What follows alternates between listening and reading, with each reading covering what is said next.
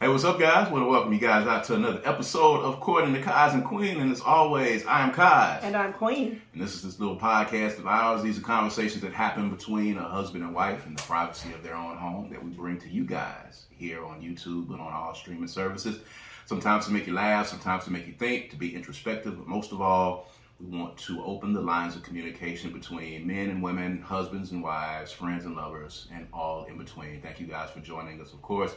You can follow us on all streaming services. We are everywhere that you can hear podcasts. If this is your first time listening, of course, we're on Spotify, we're on Apple Podcasts, we're on Google Podcasts, Buzzsprout, wherever you might listen to your podcast. Of course, check out all of those streaming services. And if you like to see our bright, shiny faces, you can subscribe to the YouTube channel and you can see us on YouTube. When I put my finger right here, bam, that's where you go. Right there, all right? YouTube.com/Brad Kamikaze Franklin. YouTube.com/Brad Kamikaze Franklin. Make sure that you go and check out that YouTube page. There's a lot of dope content on there. A lot of good conversations, man. Go check out all of the previous episodes of Recording the Kaz and Queen. And make sure you're following us on all streaming services. Of course, you can also follow us on Black with No Chaser. All you got to do is download the Black with No Chaser radio app. That's BWNC radio app on the Google Play Store or the iTunes Store, all right? So make sure you check us out on the Black with No Chaser radio channel. There's a lot of dope podcasts on there as well. Make sure you check us out there. And of course, this is brought to you by the Kundi Collection, designs for any state of mind. Of course, you've seen it before. Got a little Africa right here, Mississippi. It's the cradle of civilization for black folk in this country, all right? The birthplace of America's music, Mississippi, Little Africa. It's available right now at www.kundicollective.com. It's www.kundicollective.com. Make sure that you are checking it out, and we appreciate you guys for continuing to support us. So we're here. Almost didn't make it here, but we are here. I was getting down to the last second. If you're checking us out right now on this fine Tuesday evening, you know we dropped at 7 o'clock, and you know we almost didn't make it because it has been a tumultuous weekend, to say the least, for the Franklin family and for the city and the surrounding areas of Jackson. If you are listening to us from some other places here in the country or in the world or other parts of the state, we had some really bad weather to come through last weekend on Friday. As a matter of fact, early Friday morning, we were awakened. And the weekend before that. And the weekend before that, as a matter of fact. Wow, that's crazy, because the Saturday before that, it was a storm and the lights went out. And we were without lights for the better part of a day. It came on the next morning. They came and fixed them. We made it through the entire week. And then on Friday at 5:30 a.m., awakened by the sounds of, straight on winds. One of us awakened. Yeah, I was about to say, my wife completely slept through it. As a matter of fact, she texted me when she woke up, I think at about 8:30 or 9 o'clock, and she was like, hey, the lights are out. And I was like, yeah, they've been out for hours, man. I've been up here for hours trying to figure out what we're going to do with this heat. Because the heat... Did it storm again? Yes, the heat index was upwards, of course. It's the summertime in Mississippi. It was up over 100.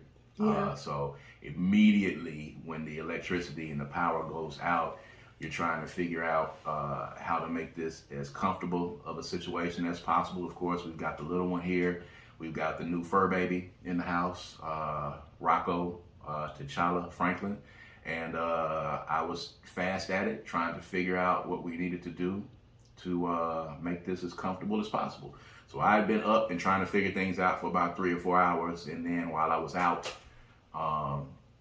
purchasing some extension cords and some other things, my wife texted me and was like, hey, the power's out. She had just rolled over and she missed it.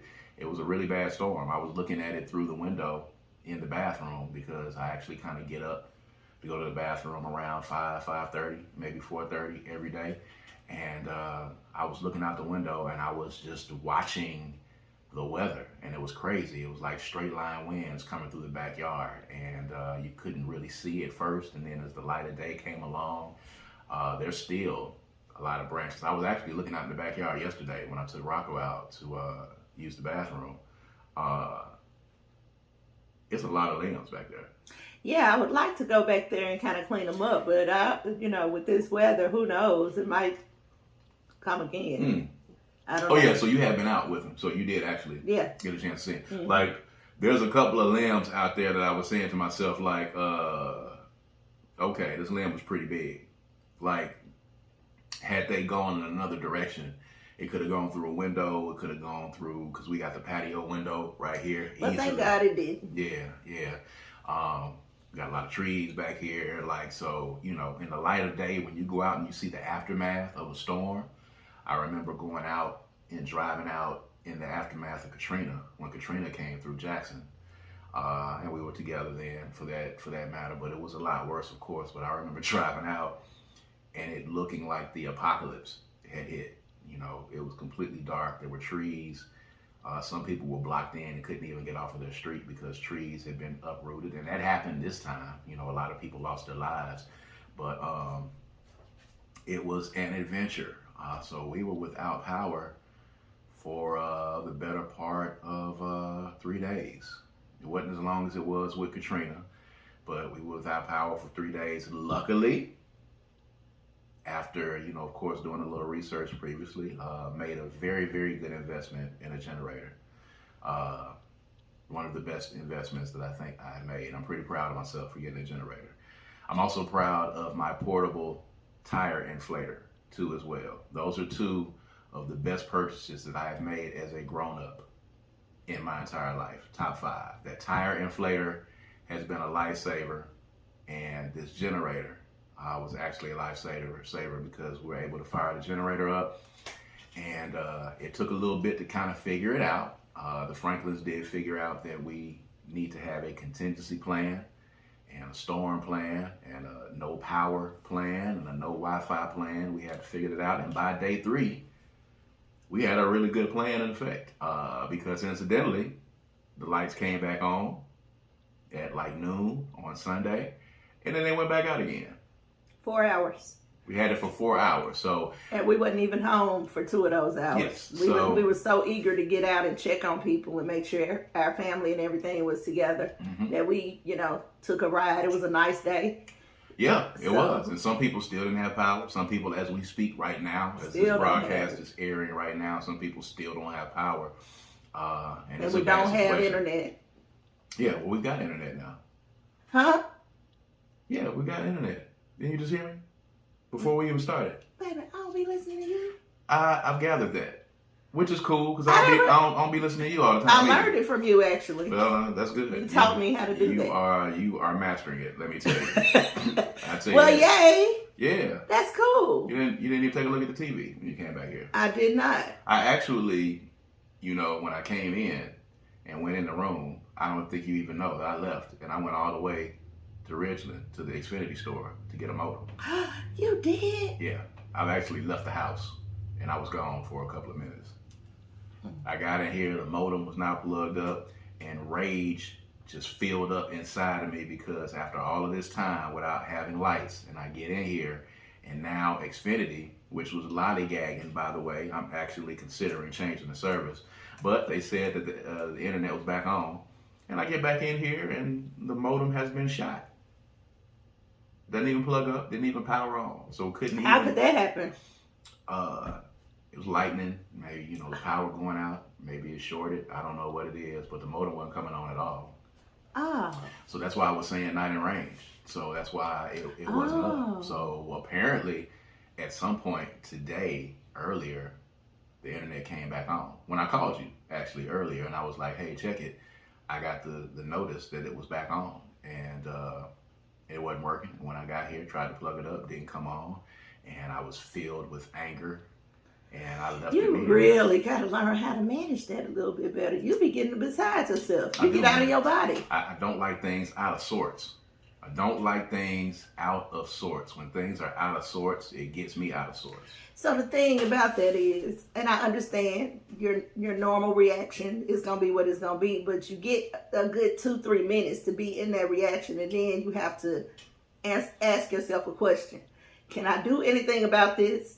or not. True. And once you answer that question, then you let your energy go towards the answer to the question. And that's what happened. I left and went to the Xfinity store. And but what if it wasn't nothing you could have done?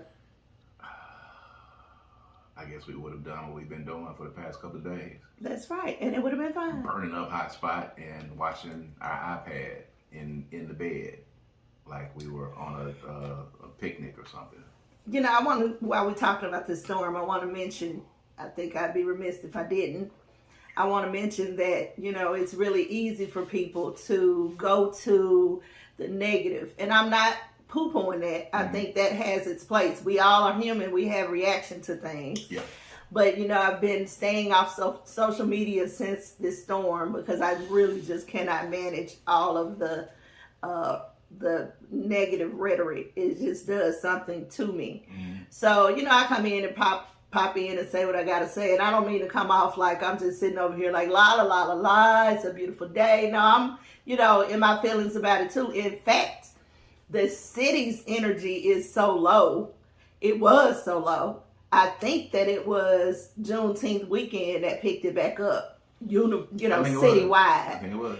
Because it really got better for just the energy in the city. And it still didn't really help in a lot of instances because there were still some people that were in I don't mean in no like individual way or in a neighborhood way. I just mean collectively. Yeah. You know, I think the ancestors were busy making rounds this weekend, and I think that they left us some good energy because I went on today and things were, even though there are people who still are not fully restored, the energy seems better. People are talking about other things besides lights and storms and things like that. So I just wanted to say that, you know, if you can get a minute to just take a breath and breathe in the situation and take some stock into what you actually have instead of what you don't have, then you won't really necessarily find the need to spend so much energy being negative about situations that you really can't do anything about. Like we couldn't make Entergy do any work any faster. We couldn't make the internet come on any faster. Those things were outside of our control. Yeah. So it really didn't do anything but waste energy that you could have been putting into something more positive. Like I came up with 2 or 3 different events that I'm finna get ready to do because couldn't take clients. You know, lights was off at our office as well. So, yeah, and the lights were off. I couldn't even work. Right. You know, I got T-shirt orders that I can't finish because the lights are not on. So we actually got to check on that as well. We're back on now. Okay, well, there we Thank God, because I got a full day tomorrow. Yeah, so, you know, these things happen and you realize that they could actually be worse. You know, there are people who actually lost their lives. There are people who actually had trees go through their roof and through their windows, and they had homes destroyed, and, you know, people that, you know, businesses that have been inconvenienced, that don't have power lines that are down. You know, there's still people right now as we're speaking here on Tuesday that have not had power since, since the storm. Then there's some people who, you know, went out, you know, in the second round of storms, which was on Sunday. So, you know, it's been crazy. It's nothing that you can do about Mother Nature. The best that you can do is to be as prepared as you possibly can be. I think for us, you know, we've got a regiment now, you know, purchasing. Oh, it's a whole system. I got blocks of candles and that I'm not going to use because I will light them. But I have a separate stash. We got, you know, solar lighting items and things of that nature. So whatever works for your family, figure that out and, you know, have a plan. Just like you do at work. As much as you can. You know, generators are expensive. Everybody's not able to do that. You know, we've got Dollar General lamps that are powered by batteries that give off very good light. And we're going to invest in a few more. Extension cords, you know, 50 foot, 25 foot, you know, making sure that you're able to reach everything. So, you know, we can crank that generator up now. We were able to, thankfully, thank God, you know, we were able to power the generator up. You know, I have a window AC unit that, you know, I keep. We've got 2 of them. You know, was able to put that in the window, was able to power that up. We was able to keep the refrigerator powered up in enough time to where we didn't lose anything. We lost some cheese, a few other things, but the frozen stuff, we were able to salvage it. We were able to get the refrigerator going. We had a microwave. We had AC in one room, and we had an iPad where, we could stream. So for us, we got it to the point where, we had a plan, and then you're going to get a Wi-Fi box the next time so that we're able to connect with the outside world. But there are a lot of people who aren't able to do that. So just put a contingency plan together for your family when a storm comes through, because you never know, because these people work hard on these lines. And, I was dogging Xfinity out, the cable people. I was dogging them out.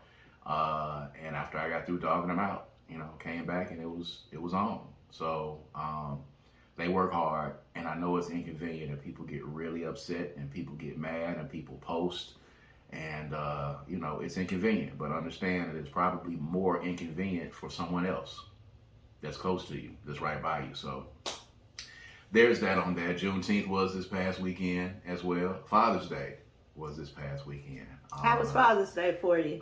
Father's Day was nice. I enjoyed it. My wife and the little one, brought me to tears again. The little one brought me to tears again because she's so sweet, but But she's not always sweet. She's not always sweet, and she kind of has my genes, and she kind of acts like her big brother too, in a way. They're probably more alike than any of those siblings that are there. So she's not real big on affection, and she's not real big on a lot of the rah-rah stuff, but she's very thoughtful and considerate at times when she wants to be. She's still a teenager. So, there's that. But it was good. And I think being on Juneteenth weekend, I think it was good. Juneteenth on Farish went well. Again, the 7th year, celebrating culture on the historic Farish Street District in Jackson, Mississippi. It went very well. We were hosting, as a matter of fact. So, that was great. That was good. Some videos and pictures circulating on the Juneteenth on Farish page. That was cool. And I think the weekend was overall, I think it went well. There were a few hiccups, of course, but those things were not in our control. Well, I have a question I'd like to run by you. Sure. So I'm noticing that several places, businesses, did not close for Juneteenth, although it is a federal holiday. Right. So I'm wondering what your thoughts on. I mean, I know the holiday becoming an actual holiday has been new. It's new. Mm-hmm. So maybe they haven't caught on yet. What do you think is happening? It hasn't. It's relatively new. There's still black people who I'm finding now are just getting familiar with the holiday. It started out as a big thing in Texas. It's a huge thing in Texas. Trickled over to Louisiana, of course, and it has trickled its way over to Mississippi. And from Mississippi, we have a different date. Our date is in May, the day that we found out about our emancipation before it took time for that news to trickle over into Texas. So, we have a different date besides June 19th. Ours is May 8th. Still coming. Yeah.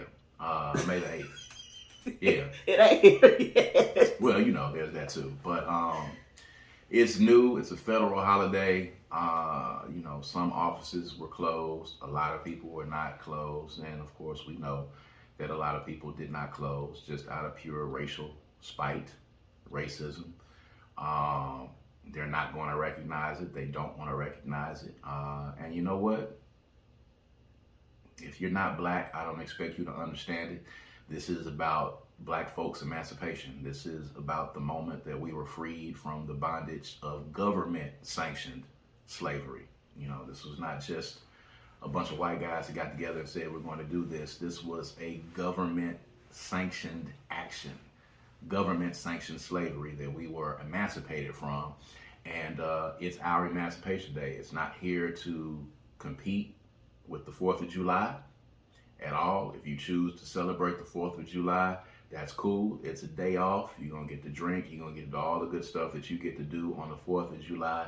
But that is not the emancipation of black people. On the 4th of July in 1776, black people were still very much slaves. We were really slaves in 1776. Super duper slaves in 1776.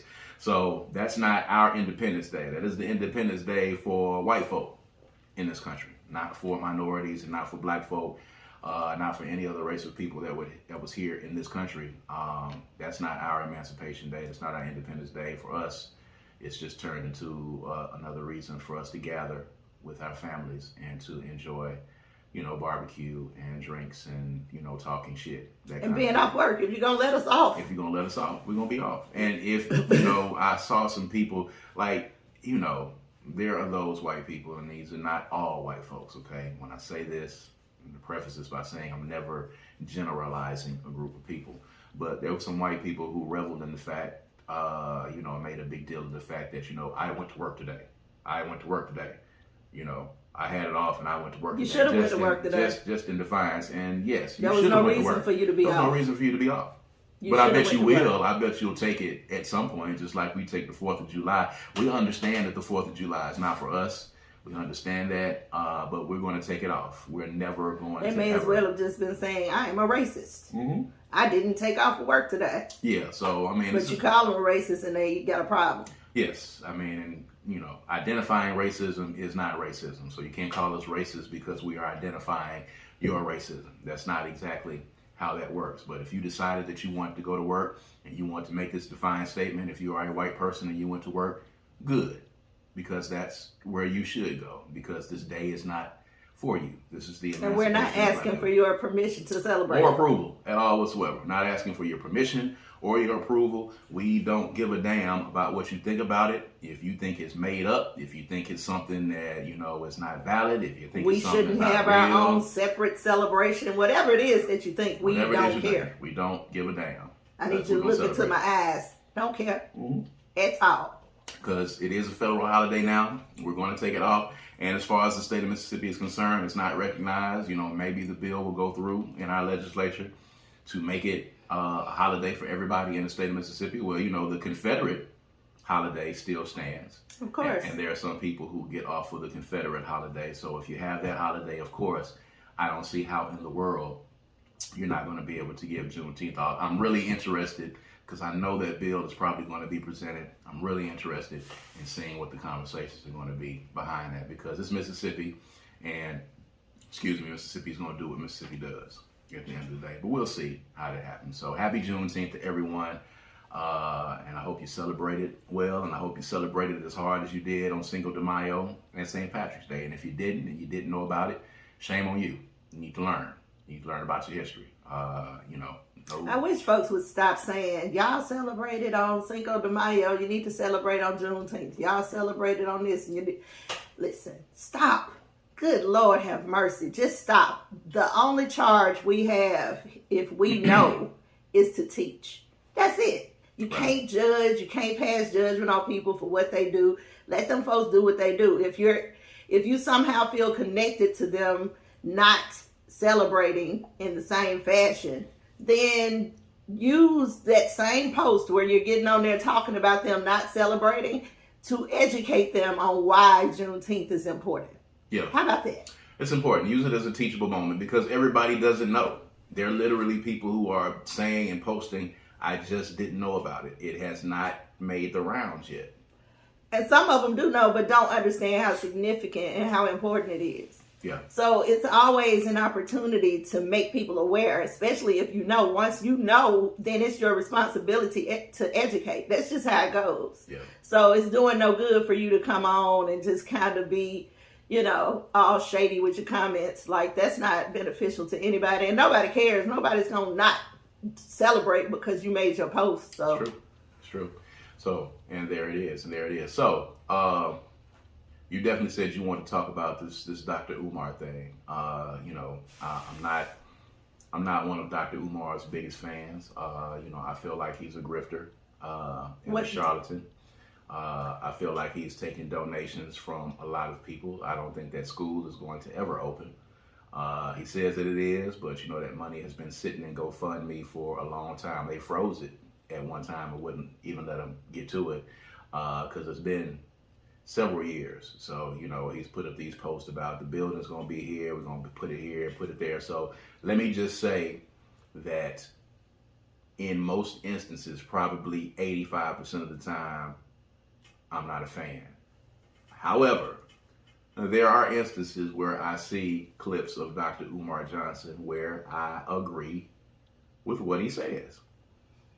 A broken clock is right at least twice a day. And he hit the mark recently on this post that's making the rounds.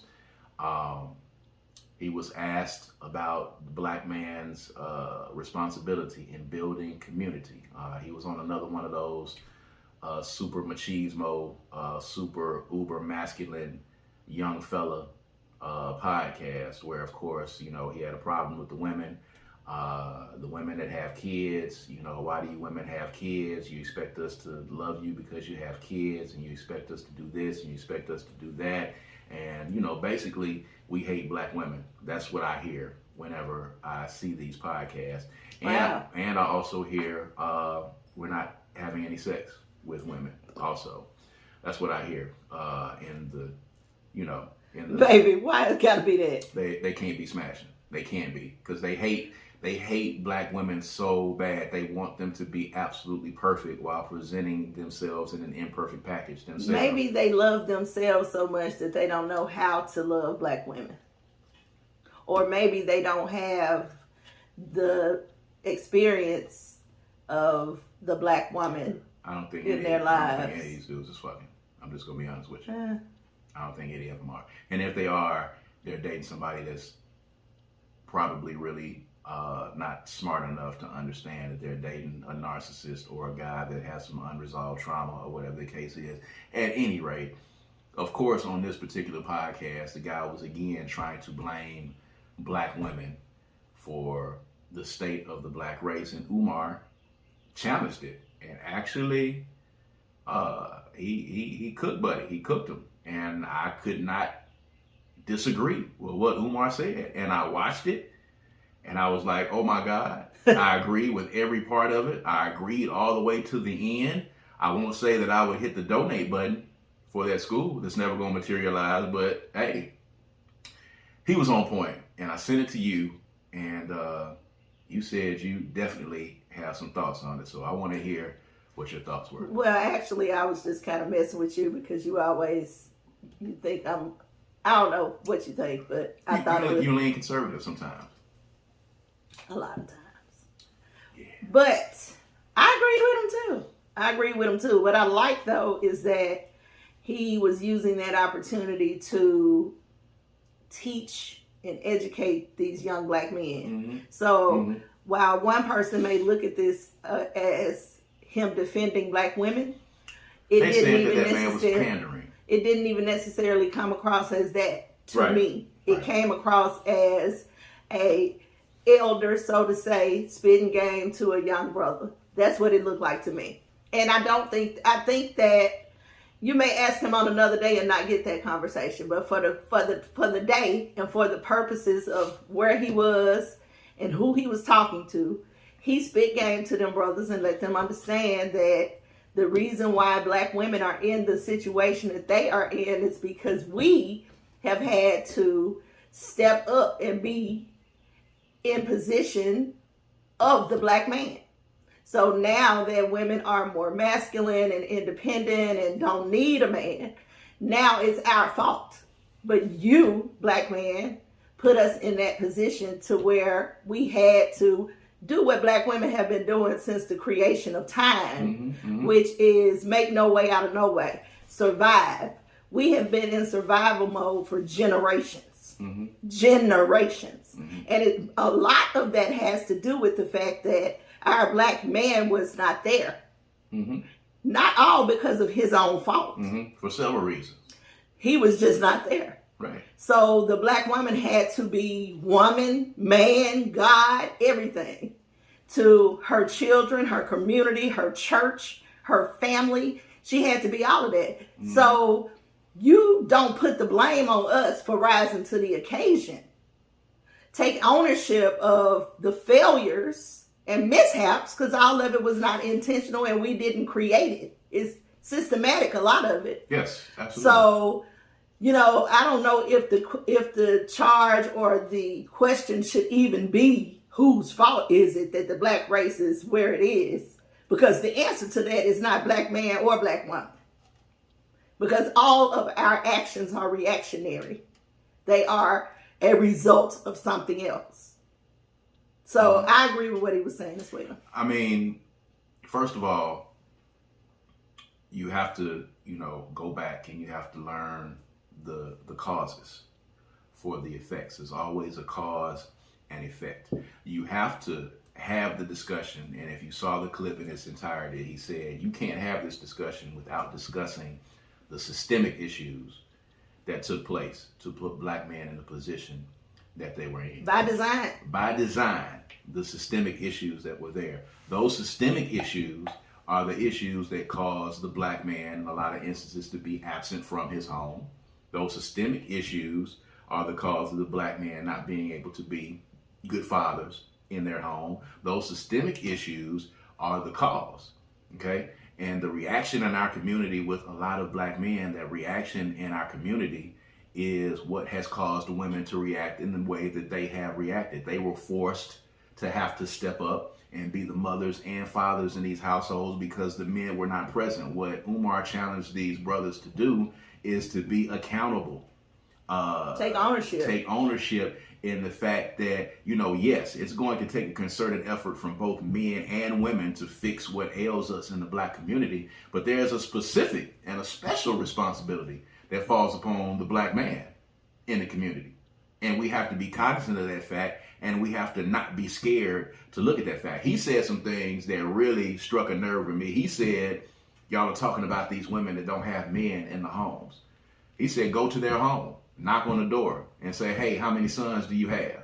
And go to that home and get those boys and couple them with your kids and your boys and take mentorship of these young men and make sure that they have men in their lives. And I thought about that and I was like, wow, that is what needs to happen. But I also thought of it from the fact of, I don't even know I would have the time or the wherewithal to do that. It's a very, very deep thing that you would have to do. Mentorship is not something easy. Going into these communities and going to these fatherless homes with these kids, with these single moms, and telling this mother, I am going to take a mentorship role in your son's life. I'm going to come over here and check his homework. I'm going to be here to go to his games. To go to his games. I'm going to be here to make sure that he's doing what he's supposed to do and take on the straight and narrow and go to the father and son. Like, actually putting a male figure. A lot of these black men did not have that in their lives, and they did not have that male figure, and it created this generation of these milquetoast ass super machismo dudes that host these podcasts that's not smashing, that think the women are supposed to be perfect, and that think that the women are masculine because they paying the bills in their house and taking care of their household. They're masculine because the women take leadership roles, and because the women are taking care of themselves and say that they don't need a man, they say that they're acting masculine. That's not acting masculine. That's taking a leadership role that a lot of you black men have run from in our community. You run from being fathers, you have run from being mentors, you have run from being leaders in your community, and black women, who are the backbone of black folks, have had to endure your absence in the household. They had to step up because you were not there. No, it was not because of welfare. Yes, we know welfare said, okay, well, if you have a male in the household with you that lives in the household with you, you can't be on welfare. Women did not choose for black men to not be in the household. I was having a debate with somebody on Twitter, and they were saying, women chose welfare over black men. No, they didn't. Welfare didn't step up, and they didn't say to themselves, well, as a black woman, I got to make a choice. I got to either kick this man out of my house, or I got to be on welfare. Well, that was by design too. And that was by design. Because it was breaking up the black family intentionally. Mm-hmm. Either you got your man or you feed your children. That's it. That was a systematic tactic. And if the man is in the household and he's not able to take care of that household, what are you going to do? You got a man in the household that's we're not making a living wage. He's either being lazy, he's either not working, or he either does not have the skills to make a living wage. We over here struggling, okay?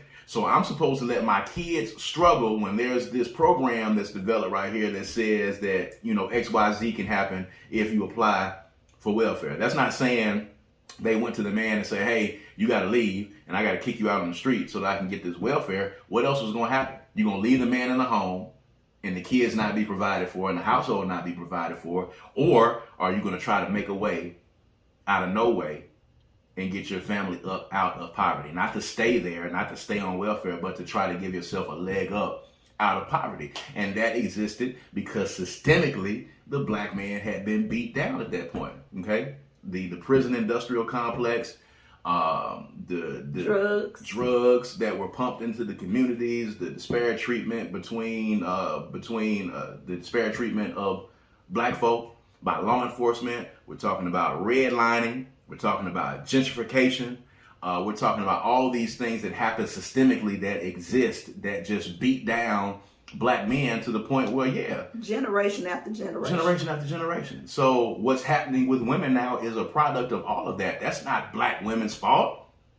These are systemic issues that we're talking about, and to blame that on black women who have multiple kids, or to blame that on black women that you're saying are being masculine because they're stepping up and leading their household, that just proves how oblivious to history. And I'm glad that Umar gave them a history lesson, you know what I'm saying, and told them about, you know, what happened with desegregation, told them about what happened in Brown versus the Board of Education, told them about what happened in these instances where these policies were created that were detrimental to black folk, that created this system that we're in. Black folk don't get up every day with criminality on their mind. They had this, there was another part of this conversation where they were talking about Pookie and Ray Ray, and what do Pookie and Ray Ray need to do, and, you know, why do we have Pookies and Ray Rays in the black community? Because again, that was another dumbass statement to make about black men. Black men do not wake up every day with criminality on their mind. They don't wake up with criminal intent. Black kids are not out here waking up every day saying, hey, I want to go out and kill another black kid. I want to go out and rob and steal. I want to go out and be a criminal. Black people are not genetically predisposed to crime, as some white racists would try to explain. That's not innately in our DNA. That's not innately what we feel. Those things happen because of conditions that exist in our communities and in our neighborhoods. So you have to look at these systemic issues, and it's a real crazy thing, but you know, I'm glad that he responded like he responded. He'll probably say something tomorrow that I completely don't agree with, but for this particular thing, shouts out to Dr. Umar for setting these gentlemen straight. And I think if a lot of younger guys kind of understand history, they'll get out of this. But, you know, I told you on a previous podcast, I got a real problem with these young podcasters. They're in their late 20s, maybe early 30s, and they've got these podcasts where they get on here and they just talk about women all day long and what they're not doing, and they're this and they're that, and all of the responsibility is being put on the women. The women have their issues as well, but they're putting all that responsibility on women. And again, you know, I challenge you guys, go find the loving arms of a soft, feminine woman so that you can know what that feels like. Touch grass, you know, do something where, you know, you can release some of that trauma and some of that hurt that you've had, you know, through middle school and high school or whatever it is. You know, I want you to go, and I want you to go get some sex is what I want you to do. Because y'all hate black women. Y'all hate them. No one that loves black women talks about women in that fashion, in the fashion that some of you bloggers do and some of the stuff that you people do. And that's not pandering at all. That's not trying to be a pick-me. I've already been picked, as you can see. I have my beautiful bride, and we have been married for 13 years, so I'm not trying to be a pick-me, and I'm not trying to pander to women at all. I have the woman that I want to spend the rest of my life with. I'm just telling you, as you get older, this is how you respect and love on black women. This is what you need to do, and this is what needs to happen more in the community. You know what I'm saying? Stop being a jackass, pretty much, at the end of the day. So that's me. You got anything else? I think you summed it up pretty well. I summed it up pretty well. Yeah. Incidentally, real quick, did you see the TD Jakes clip that I sent you? Did. About childless people and women telling men how to be fathers. What are your thoughts on that? In the light of us, I think he had a good point as well. 2 for 2. 2 for 2. I'm not a big fan of either of those men, actually. I will agree in a lot of instances. I think he made a good point too. He seemed to be quite irritated, as a matter of fact. It seems like he's had that conversation before. Seemed a little personal to me, but he clearly had some people in the audience who were amazed or shocked or something. I heard a couple of gasps when he was talking, but well, most people in TDJ's crowd, they always act like they are just taken aback. I don't want to take anything away from, like, for instance, I know plenty of women who have not given birth, who are very nurturing by nature. True. And who know how to take care of children and who can give you insight. However, I don't think that you need to be, grandstanding about that. You tell the people who ask you what your thought process is. But there's really seriously no way to know if you have not had that experience. I tell people all the time, talking about what I do for a living, I don't know how in the world I would be able to guide anybody towards anything with light if I had not been in darkness. So you gotta have both, So in order for you to be able to tell me what to do with my child, you would need to have experienced it. Absolutely. Otherwise, you're going to be kind of speaking from some bystanding position that you have experienced. And I'm not taking away from what you're saying. It could be true, but perhaps it could not be as well. In most instances, it's not, because you just have not been in that position before. It's like somebody trying to tell Tom Brady how to be a quarterback. You have not been in those trenches before and had 6'8", 260-pound men chasing you with full pads on, and you standing in the pocket throwing a pass. You can't tell him about being a quarterback. You can't, even if you're on the field, even if you're a linebacker, you can't tell him how to quarterback. You can't do it. Only another quarterback can tell. That's it, and that's just. I'm sorry. That's just it. If you have not had a child, if you have not bore children, if you have not raised kids into adulthood, you cannot tell me how to parent and how to be a father. You can't. You can give some suggestions, but you ain't been in them trenches, dog. And if you are not married, single people, you cannot give married people advice. You might be some of the smartest people in the world, but if you're single, you can't give me advice on what it means to be married. You can give me some advice on what I need to do individually as a person in my particular instance, but you ain't been in them trenches, dog, so you don't know. You can give the advice, but you have to understand that it's from limited experience. Very limited experience. So, as long as you know that, that's cool. Yeah. But that's the end all be all for that for me. And that's just it. And that's not being mean, and that's not, being rude, but it is what it is. You can't tell me if you have not experienced what I've experienced and you have not been in those trenches, because you don't know how people react. You talk about that all the time when you talk about being in an abusive relationship, and people tell you, well, you should have left, you should have got out, you should have did this, and you should have did that. If you've never been in that position before and you've said this, if you've never been in that position before, you cannot tell someone how they should have reacted. Absolutely. Because everyone that you talk to that's been in an abusive relationship will tell you that it's not as easy as it looks. Correct. On the surface. And everybody's enough button is not the same. That's it. Just like when a child passes through a mother, that connection is never going to be the same with any other child. Mm-hmm. There is something different that happens. So even if you are a parent, it's still going to be difficult for you to tell me how to parent mine. That's because it. My child is my child. My child is of me. So you can tell me what you did with your child, but that doesn't necessarily mean that it's going to fit the situation for me and my child and our connection. So, I think there is room for the village. I think the village has its place, and I think that we should respect our village. I think we don't do enough respecting the village, but we also need to come from a place of humility. Some people out there think you need to listen to them because they make good sense to themselves and their brain. So to themselves. Yes. In the mirror. And that's not necessarily always the case. We don't always need to hear from you. I need to know from somebody who has been where I'm trying to go. Yeah, that's it. And on that note, we appreciate you guys for tuning in with us, okay? That's empty. Cups empty. That means it's the end of the show. The cups empty. There it is. We appreciate you guys for tuning in with us here on another episode of According to Kaz and Queen. All right, I want you guys to keep tuning in and keep supporting. Follow us on all social media platforms, of course. And if you got an event or a panel or something coming up and you need some of this sauce that Kaz and Queen bring to your event, yeah, holla at us, man. We out here. All right, so of course, I am Kaz. And I'm Queen. This is According to Kaz and Queen. We'll holla at you guys next time. All right, peace and power. Peace.